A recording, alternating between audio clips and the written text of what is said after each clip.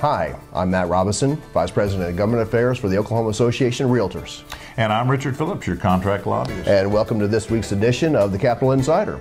Well, here we go. We've got a week down.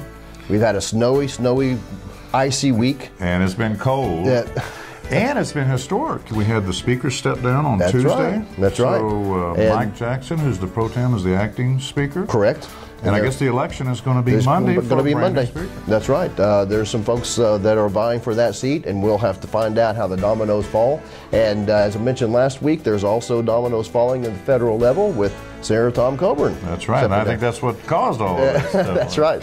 Well, we had a good week this week as well with regards to our education bill. That's House Bill 2380 by Representative Marion Cooksey, and Senator Susan Paddock is the Senate author on our education bill. A little cleanup there. Passed out unanimous. That's right. And we had some movement on our property management bill. That's right. And should be scheduled for a hearing next Wednesday. That is going to be next Wednesday.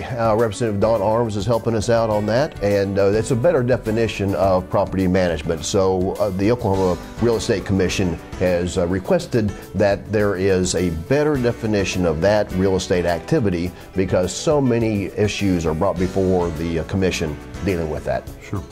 And now we're going to be talking about a significant issue to the Oklahoma Association of Realtors, probably one of the biggest issues that we've faced here in the past several years. It happens to deal with protecting property rights. And House Bill 2620 by Representative Steve Martin in the House and Senator Greg Treat of the Senate is going to be moving along. It's going to be heard in a couple of weeks. But tell us a little bit about what brought that bill about. That bill has actually been out at the Capitol for a few years, and a lot of the cities and towns have enacted registries and charged fees on property owners that own property from anywhere from being a landlord to just owning property.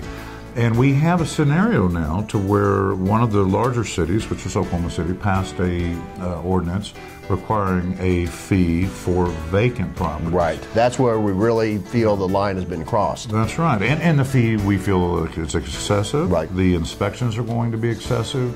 And so we have a bill out there to roll that back. Correct. And say, look, you know, if you have an abandoned property, neglected property, a property that doesn't meet the neighborhood's standards, then these cities can go after them all day long. That is absolutely correct, Richard. And OAR certainly supports efforts to deal with abandoned and neglected property. But as I just mentioned, when you talk about vacant, there's a lot of reasons why property is vacant out there, and people like to hang on to property. Whether it's residential or commercial. And that ought to be their right to be able to do that in this country. And we feel like other municipalities can follow the lead of what's happened here recently as far as Oklahoma City's ordinance and mirror those type of ordinances. We have no idea where those things are going to go. That's right. And we just feel like a state standard needs to be established, and that's what House Bill 2620 does. And we'll be probably doing a couple of call to actions. We'll be asking for help from our members. We really need your help.